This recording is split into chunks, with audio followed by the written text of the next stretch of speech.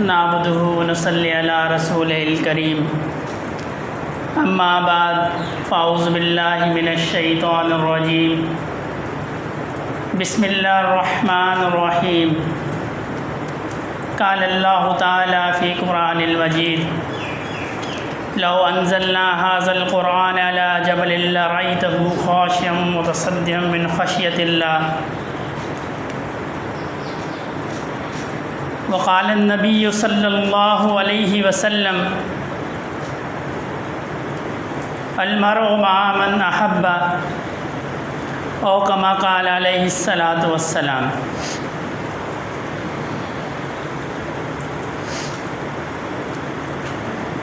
اللہ رب العزت نے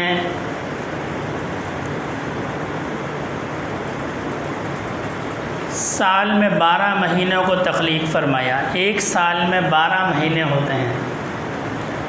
محرم الحرام سے لے کر اور ذوالحجہ تک یہ 12 مہینے بنتے ہیں سال کے اندر۔ ان تمام 12 مہینوں میں سے اللہ رب العزت نے رمضان کے مہینے کو فضیلت عطا فرمائی، یعنی رمضان کا مہینہ جو ہے وہ ان 12 مہینوں میں سب سے افضل مہینہ ہے۔ جس طرح اللہ رب العزت نے اپنی مخلوقات میں انسان کو فضیلت عطا فرمائی، یعنی انسان اللہ رب العزت کی جتنی مخلوقات ہیں انسان کو سب میں فضیلت ہے، خواہ وہ نورانی مخلوق ہو یا کوئی اور مخلوق ہو۔ اسی طرح جو باقی مہینے ہیں ان میں سے رمضان کو فضیلت ہے، اور ہفتے میں 7 دن پیدا فرمائے اور ان 7 دنوں میں جمعے کو فضیلت عطا فرمائی۔ تو یہ جو آج کا دن ہے یہ اس لحاظ سے غیر معمولی ہے کہ اس میں سب سے افضل مہینہ، یعنی سال کے جتنے مہینے ہیں ان میں سب سے فضیلت والا جو مہینہ ہے وہ رمضان ہے۔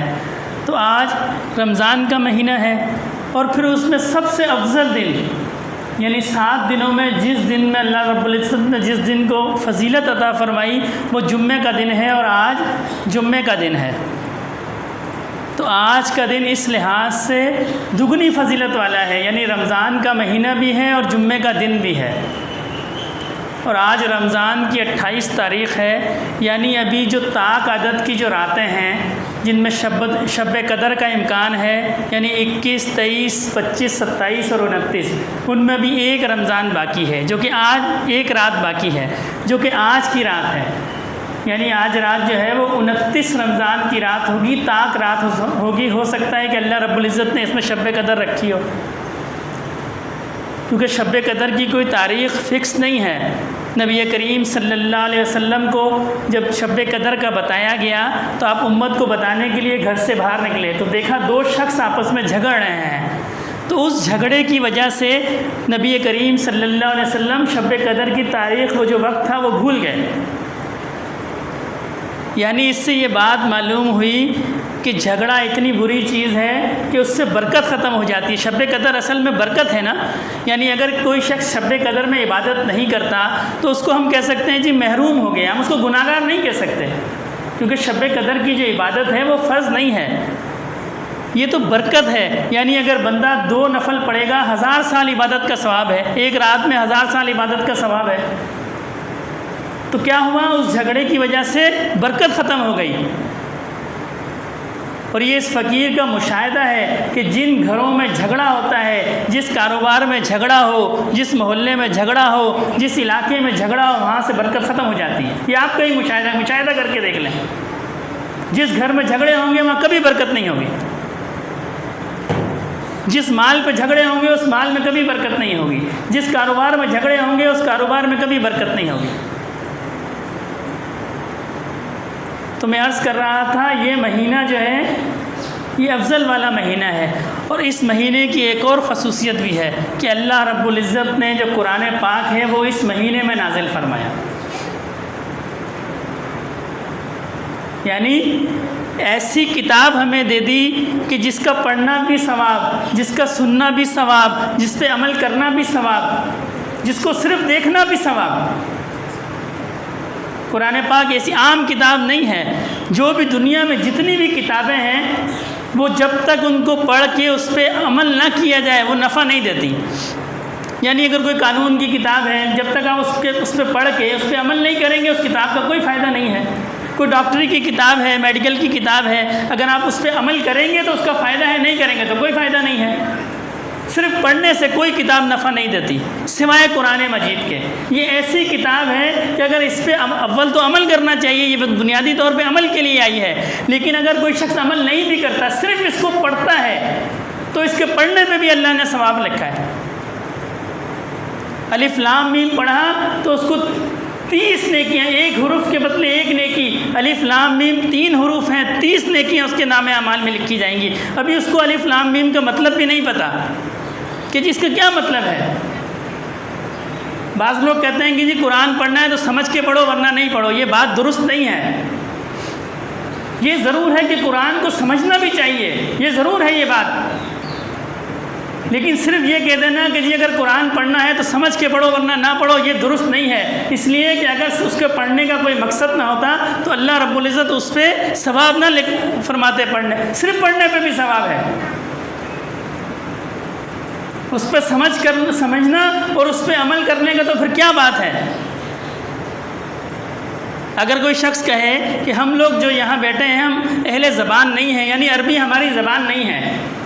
اب اگر کوئی کہے کہ جی میں قرآن پاک کا اردو ترجمہ پڑھ لیتا ہوں، اب ایک سمجھ میں آنے والی بات ہے کہ جب ہم اردو کا ترجمہ پڑھیں گے تو وہ ہمیں زیادہ سمجھ میں آئے گا، لیکن اس اردو کے ترجمے کو پڑھنے سے ہمیں ثواب نہیں ملے گا.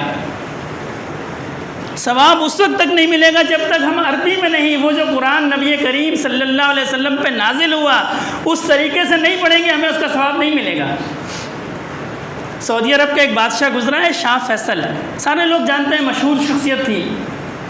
تو وہ اپنے علاج کے سلسلے میں امریکہ گیا، اس کو کوئی مسئلہ تھا. تو وہاں جو اس کا ڈاکٹر تھا وہ دوران علاج اس سے کہنے لگا کہ جی میں نے قرآن پاک کو پڑھا ہے، لیکن مجھے اس میں کوئی الہامی بات، کوئی اس میں کوئی کشش، کوئی اس میں کوئی ایسی بات مجھے نظر نہیں آئی. یہ بھی عام کتابوں کی طرح کتاب ہے. وہ انگریز تھا ڈاکٹر. تو شاہ فیصل اس سے کہنے لگا کہ تم نے قرآن کو کیسے پڑھا؟ اس نے کہا جی میں نے اس کا انگریزی ترجمہ لیا تھا، وہ میں نے انگریزی ترجمہ پڑھا ہے، تو مجھے اس میں کوئی ایسی کوئی خاص بات کہ مجھے نظر نہیں آئی. تو شاہ فیصل اس سے کہنے لگے کہ تم انگریزی ترجمہ نہیں پڑھو، اس لیے کہ وہ جو ترجمہ ہے وہ تو کسی انسان نے لکھا ہے نا، یعنی جو اس کی سمجھ میں عربی آئی اس نے اس کو اپنی زبان میں ترجمہ کر دیا. وہ اللہ کی زبان نہیں ہے، وہ اللہ کا کلام نہیں ہے. تم عربی کو سیکھو اور پھر قرآن پاک کو پڑھو، اور پھر تمہیں لگے کہ یہ عام سی کتاب ہے تو مجھے بتانا.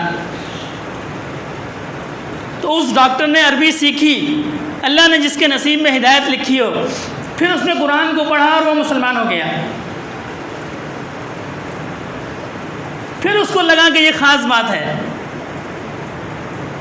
تو اللہ کے جو الفاظ ہیں، اللہ نے جو قرآن پاک نازل فرمایا ہے، یہ خاص کتاب ہے. جس شخص نے قرآن پاک کا انگریزی میں پہلی دفعہ ترجمہ کیا وہ عیسائی تھا، مسلمان نہیں تھا. کسی مسلمان نے قرآن پاک کا انگریزی میں پہلی دفعہ ترجمہ نہیں کیا، ایک عیسائی نے کیا، اور جب قرآن پاک مکمل ہوا تو وہ مسلمان ہو گیا. یہ قرآن کا معجزہ ہے. قاری باسط ایک بڑی مشہور شخصیت ہے، سب لوگ ان کا نام تلاوت بھی سنتے ہیں، مصر کے رہنے والے تھے. جمال عبد الناصر مصر کا صدر گزرا ہے. وہ ایک دفعہ اپنے ساتھ وفد لے کے گیا روس، اور اس وفد میں جیسا کہ بادشاہ کے ساتھ اور بہت سارے لوگ ہوتے ہیں، تو وہ انہیں بھی لے گیا قاری صاحب کو. اور وہاں سامنے وہ میز پہ ایک طرف جو ہے وہ مصری وفد تھا، ایک طرف جو ہے وہ وہ جو روسی وفد تھا. تو وہاں اس نے جمال عبد الناصر نے قاری باسط سے کہا کہ آپ قرآن پڑھیں. تو قاری باسط نے وہاں قرآن کی تلاوت کی. جتنے روسی لوگ تھے سب کے سب رونے لگ گئے، حالانکہ وہ عربی نہیں جانتے تھے، نہ وہ مسلمان تھے، نہ وہ عربی جانتے تھے، نہ ان کو اس قرآن سے کوئی محبت تھی، نہ کوئی عقیدت تھی. لیکن یہ اللہ کا قرآن ہے، یہ دل میں اثر رکھتا ہے. یہ اس کا صرف پڑھنا، اس کا صرف سننا یہ دل میں اثر رکھتا ہے، کیونکہ یہ اللہ کا کلام ہے۔ حضرت عمر رضی اللہ تعالیٰ عنہ کے ایمان کا واقعہ بڑا مشہور ہے نا، اپنی بہن کو قرآن پڑھتے دیکھا تو مارا، پھر بہنوئی بیچ میں آئے تو ان کو بھی مارا، پھر انہوں نے کہا جی ہم اس قرآن کو نہیں چھوڑ سکتے، تو آپ نے کہا مجھے سناؤ۔ تو ان کے جو بہنوئی تھے انہوں نے اس قرآن کو پڑھا، اور قرآن کا سننا تھا کہ دل کی نعمت، دنیا بدل گئی دن کی۔ وہ جو نبی کریم صلی اللہ علیہ وسلم کو نعوذ باللہ شہید کرنے کے ارادے سے چلے تھے، صرف قرآن کو سن کے دل بدل گیا۔ جب نبی کریم صلی اللہ علیہ وسلم کی خدمت میں حاضر ہوئے تو عرض کی کہ یا رسول اللہ، نبی کریم صلی اللہ علیہ وسلم نے فرمایا عمر کیسے آئے؟ عرض کی یا رسول اللہ ایمان قبول کرنے آیا۔ اب اس گھر کے نکلنے سے لے کر اور نبی کریم صلی اللہ علیہ وسلم کی بارگاہ میں حاضری تک صرف ایک نیک کام کیا، یعنی اللہ کے قرآن کو سنا۔ کیا کیا؟ اللہ کے قرآن کو سنا۔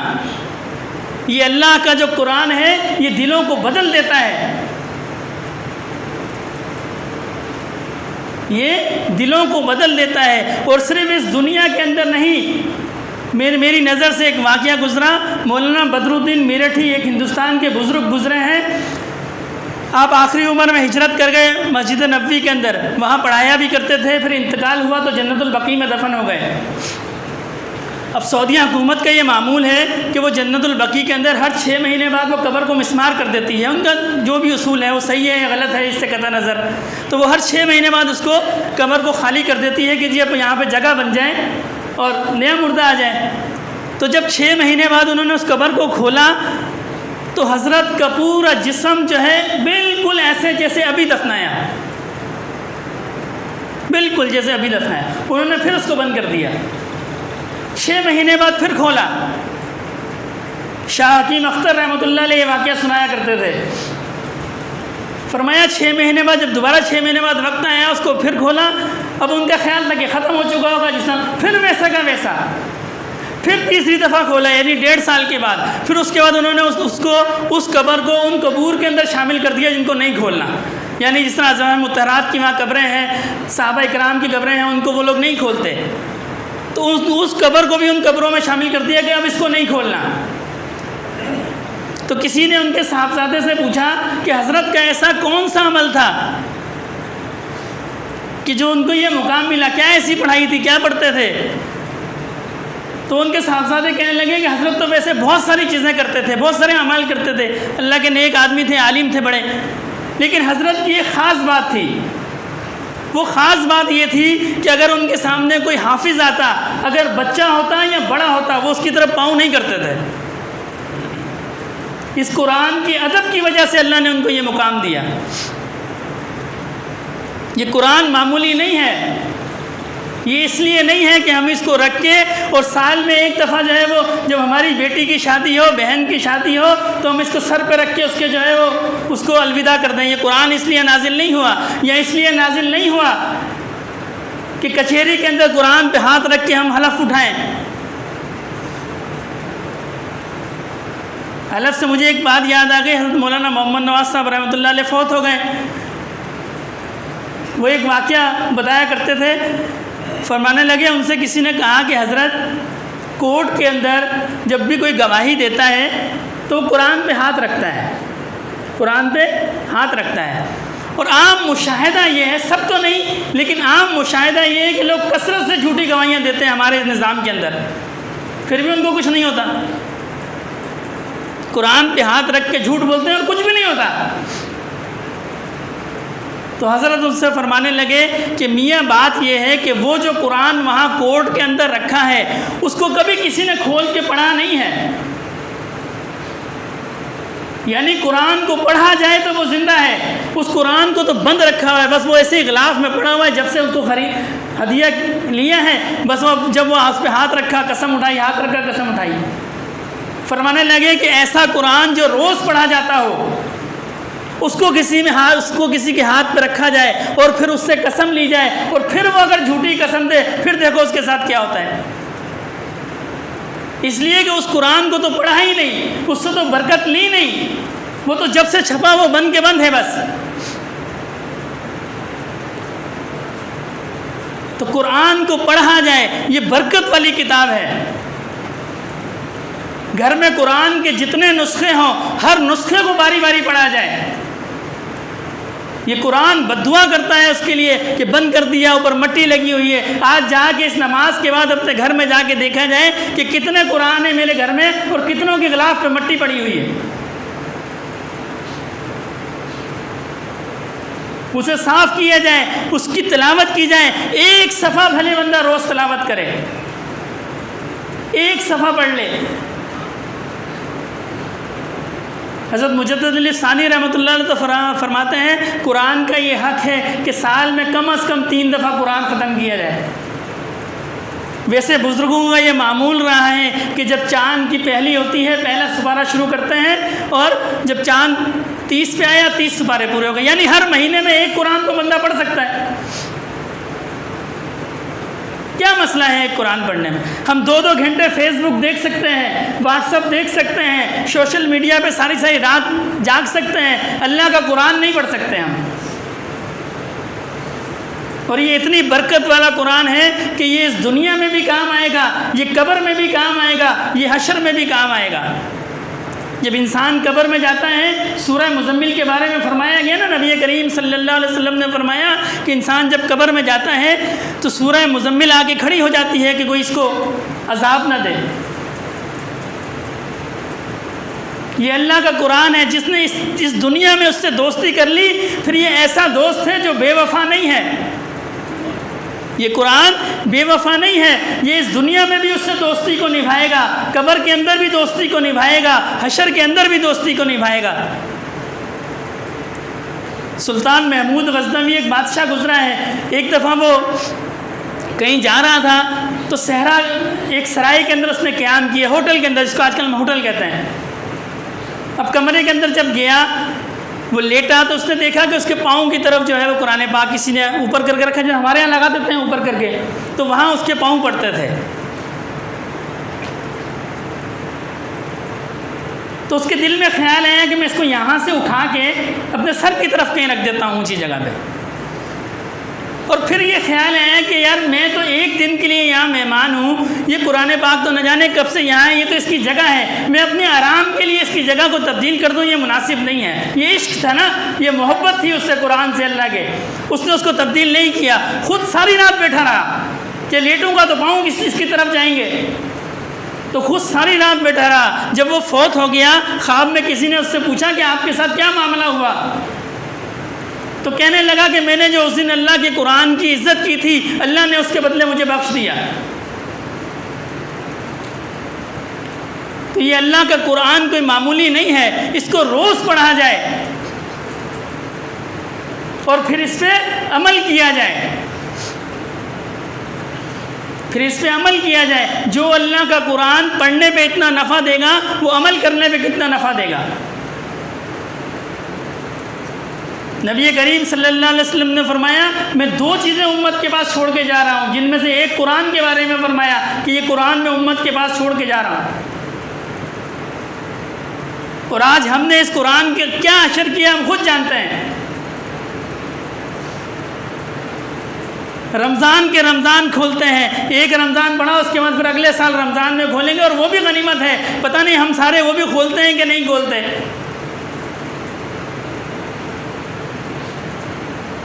تو میں عرض کر رہا تھا کہ یہ جو مہینہ ہے یہ بابرکت مہینہ ہے، آج جمعے کا بابرکت دن ہے، اور اللہ رب العزت نے اسی مہینے میں قرآن اتارا ہے، اسی مہینے میں۔ تو اگر اس کو اس مہینے میں کثرت سے پڑھا جائے، اور اس مہینے کی ویسے بھی یہ خصوصیت ہے کہ اللہ رب العزت ثواب کو بڑھا دیتے ہیں،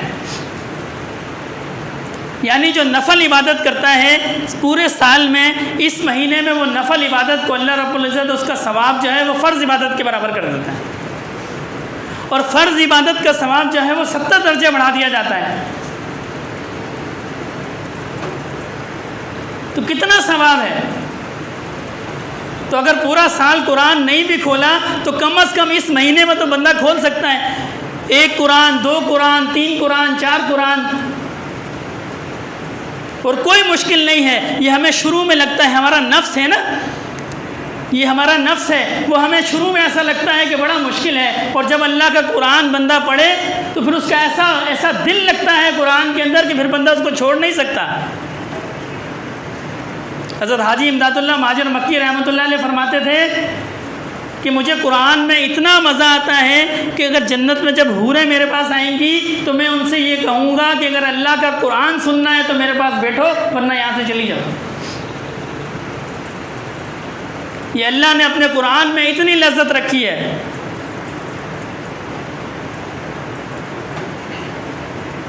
کیوں کہ یہ اللہ کی زبان ہے، یہ اللہ کا کلام ہے، یہ کسی انسان کے لکھے ہوئے الفاظ نہیں ہیں۔ دنیا میں جتنی بھی الہامی کتابیں ہیں، وہ تورات ہو، وہ انجیل ہو، وہ زبور ہو، وہ کوئی بھی کتاب ایسی نہیں ہے کہ جو اللہ رب العزت کا کلام ہو، یعنی اللہ رب العزت کی طرف سے القا ہو۔ وہ جو کتابیں جب وہ اپنی اصل حالت میں بھی تھیں تو اس وقت کے انبیاء اکرام نے اپنے الفاظات کو اس میں لکھوایا تھا۔ یعنی زبور کے اندر اللہ رب العزت کا کلام تو ہے، لیکن وہ اللہ رب العزت کی زبان میں نہیں ہے، وہ انبیاء اکرام نے اپنے حساب سے اس کو لکھوایا ہے۔ صرف قرآن پاک اللہ رب العزت کی واحد کتاب ہے کہ اس میں اللہ رب العزت کے اپنے الفاظ ہیں۔ اسی لیے ایک صحابی قرآن کو ہر وقت اپنے سینے سے لگا کے رکھا کرتے تھے، فرمایا کرتے تھے یہ اللہ کا کلام ہے، یہ اللہ نے مجھ سے فرمایا ہے۔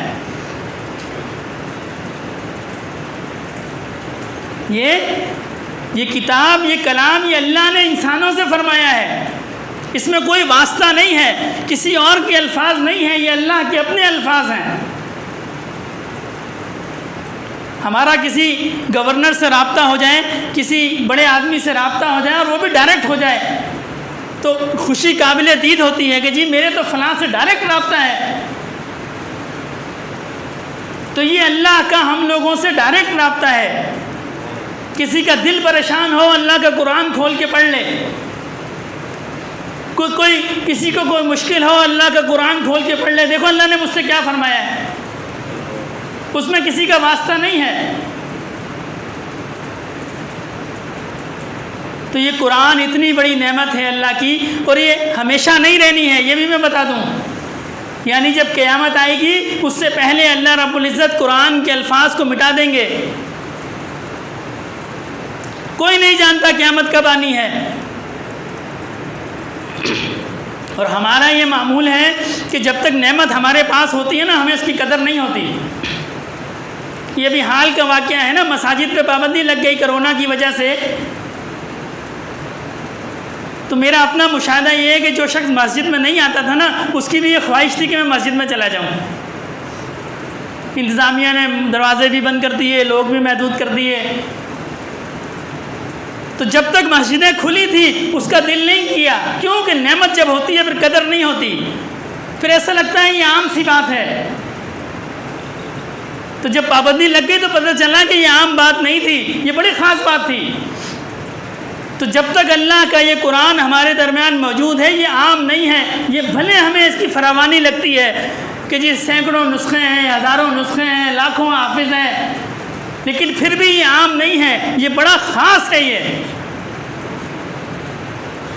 اور جب قرآن پاک پھر اٹھ جائے گا پھر پتہ چلے گا جی یہ کیا نعمت تھی جو ہمارے پاس سے چلی گئی۔ دنیا کے ایسے ملک بھی ہیں جہاں قرآن پہ پابندی ہے، مثلا رشیا ہے، وہاں قرآن پہ پابندی ہے۔ میں نے ایک واقعہ پڑھا کہ کوئی صاحب یہاں سے رشیا گئے، کسی گھر کے یہاں مہمان ٹھہرے، تو انہوں نے کہا کہ جی یہ حافظ ہے، کسی بچے کے بارے میں گھر والوں نے کہا کہ جی یہ حافظ ہے، تو انہوں نے اس کو بولا بیٹا سورت سناؤ، تو بچے نے فرفر سنا دی۔ تو ان کے پاس جیب میں قرآن تھا، انہوں نے سورت کھولی کہنے لگے یہ پڑھو، تو وہ بچہ پڑھ نہیں پایا، یعنی قرآن کو دیکھ کے پڑھ نہیں پایا اور ویسے اس نے سنا دی۔ تو یہ بڑے حیران ہوئے کہ بھائی یہ دیکھ کے پڑھ نہیں رہا اور ویسے اس کو ہاں یاد ہے۔ تو گھر والے کہنے لگے کہ جی یہاں قرآن پہ پابندی ہے، کسی کے گھر سے قرآن نہیں ملے گا آپ کو، گورنمنٹ کی سختی ہے، پکڑ کے لے جاتے ہیں، سزائیں دیتے ہیں۔ تو وہ کہنے لگے صاحب کہ پھر اس بچے کو قرآن حفظ کیسے ہوا؟ وہ کہنے لگے کہ اللہ نے اپنے دین کو، اپنے کلام کو زندہ رکھنا ہے، تو کچھ لوگ ایسے ہیں جن کو قرآن آتا ہے، حافظ ہیں، لیکن انہوں نے حکومت سے بچنے کے لیے کسی نے درزی کی دکان کھول لی، کسی نے دھوبی کی دکان کھول لی، کسی نے پرچون کی دکان کھول لی، تو ہم اپنے بچوں کو ان کے پاس بھیجتے تھے، اور باقی جو لوگ تھے غیر مسلم یا حکومت کے جو اہلکار تھے وہ یہ سمجھتے تھے کہ جی یہ دھوبی کا کام سیکھنے گیا ہے، یہ درزی کا کام سیکھنے گیا ہے، یہ فلاں کام سیکھنے گیا ہے، لیکن در حقیقت ہم اپنے بچوں کو قرآن حفظ کرانے ان کے پاس بھیجتے تھے۔ تو اس لیے انہوں نے قرآن دیکھا نہیں ہے، جیسا انہوں نے ان کو یاد کرایا ان کو یاد ہے۔ تو آج الحمدللہ ہمارے پاس قرآن کا نسخہ بھی ہے، ہمارے مدارس بھی کھلے ہیں، ہماری مساجد بھی کھلی ہیں، ہم قرآن کو دیکھ بھی سکتے ہیں، ہم قرآن کو پڑھ بھی سکتے ہیں۔ اس وقت سے ہمیں ڈرنا چاہیے ایسا وقت آ جائے کہ ہم نہ قرآن کو دیکھ سکیں، نہ قرآن کو سن سکیں، نہ قرآن کو پڑھ سکیں۔ ابھی تو غنیمت ہے نا کہ ہم پڑھ بھی سکتے ہیں، ہم دیکھ بھی سکتے ہیں، ہماری مساجد بھی کھلی ہیں، ہمارے مدارس بھی کھلی ہیں۔ آج مولوی صاحب کے پاس چلے جائیں، فی سبیل اللہ مفت پڑھاتے ہیں کہ جی آؤ قرآن مجھ سے پڑھ لو۔ ایسا نہ ہو کہ ایسا وقت آ جائے کہ ہم ڈھونڈتے رہیں کہ کوئی ہمارے بچوں کو قرآن سکھا دے، کوئی ہمارے بچوں کو نماز سکھا دے، کوئی ہمارے بچوں کو دین سکھا دے، اور ہمیں کوئی پڑھانے والا نہ ملے۔ یہ باتیں ہمیں ابھی خیال لگتی ہیں، خواب لگتی ہیں کہ نہیں جی ایسا کیسے ہو سکتا ہے۔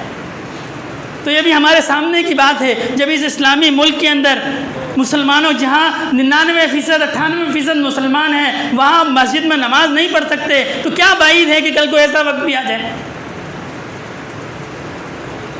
تو اس سے پہلے کہ وہ وقت ہم پہ آئے، ہمیں چاہیے ہمارا ہر بچہ حافظ ہو، ہمارا ہر بچہ قاری ہو، ہمارا ہر بچہ عالم ہو، اور بچوں کو حفظ کراتے ہوئے میرا یہ مشاہدہ ہے کہ جو بچہ حافظ ہوتا ہے اللہ رب العزت اس کی استطاعت کو، اس کے ذہن کو باقی بچوں سے زیادہ کر دیتے ہیں۔ میں انگریزی تعلیم میں نے حاصل کی ہے، میری کلاس میں جتنے حافظ بچے تھے وہ ہم میں سب سے زیادہ ذہین تھے۔ حالانکہ بظاہر یہ ہوتا ہے کہ جب بچہ حفظ میں جاتا ہے 3 سال 4 سال وہ اسکول کی تعلیم حاصل نہیں کرتا، لیکن یہ میرا اپنا مشاہدہ ہے کہ جو بچہ حافظ ہوتا ہے وہ کلاس کے باقی بچوں سے دنیا کی تعلیم کے اندر بھی، ہنر کے اندر بھی زیادہ ذہین ہوتا ہے، اس لیے کہ اس کے دل میں اللہ کا قرآن آ جاتا ہے، اس کا سینہ کھل جاتا ہے۔ میں نے کم از کم میں نے اپنی زندگی میں کسی حافظ کو کن ذہن نہیں دیکھا۔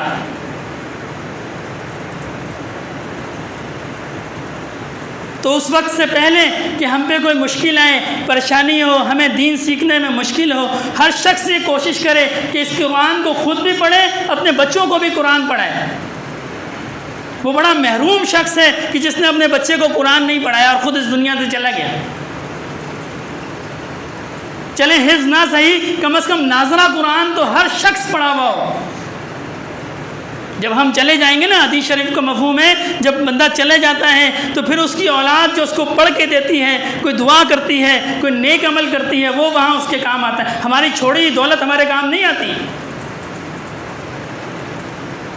ہم جو اپنی اولاد کی تربیت کر کے جائیں گے، نیک عمل کر کے جائیں گے، کوئی صدقہ زکوٰۃ دے کے جائیں گے، کوئی دین کی تعلیم دے کے جائیں گے، پھر وہ ہمارے آگے بھی کام آئے گی۔ اور ذرا دیکھیں نا کتنا بڑا انعام ہے۔ اب قاری جو ہے ہمارے معاشرے کے اندر حافظ کو، قاری کو، عالم کو عام طور پہ سمجھا جاتا ہے تو مولوی ہے، اس کو کیا پتا۔ وہ اللہ کے بندے، اس کو جتنا پتا ہے کسی کو بھی نہیں پتا۔ وقت ہو گیا ہے، بس میں 2 منٹ لوں گا، اس لیے کہ اس نے ہم کہتے ہیں، ہم مستقبل کی بات کرتے ہیں تو ہم کیا کہتے ہیں جی 10 سال بعد کی پلاننگ، کہ جی میں ابھی یہ کام کروں گا تو 10 سال بعد یہ مجھے نفع دے گا، میں یہ کام کروں گا مجھے 20 سال بعد نفع دے گا۔ اس اللہ کے بندے نے ایسا کام کیا جو جانے کے بعد نفع دے گا۔ اس نے بچوں کو پڑھایا، اس کا ثواب، پھر وہ بچے خود پڑھیں گے، اس کا ثواب، پھر ان میں سے کئی قاری بنیں گے، اس کا ثواب، پھر یہ تو اس نے ایک ایسا پودا لگا دیا ہے کہ خود اس دنیا سے چلا جائے گا اور اس کا بینک بیلنس بھرتا رہے گا بس۔ تو وہ عقل مند ہے کہ ہم عقل مند ہیں؟ ہم تو 10 سال کی پلاننگ، 20 سال کی پلاننگ، 30 سال کی پلاننگ، اس نے تو ابدی حیات کی پلاننگ کر لی۔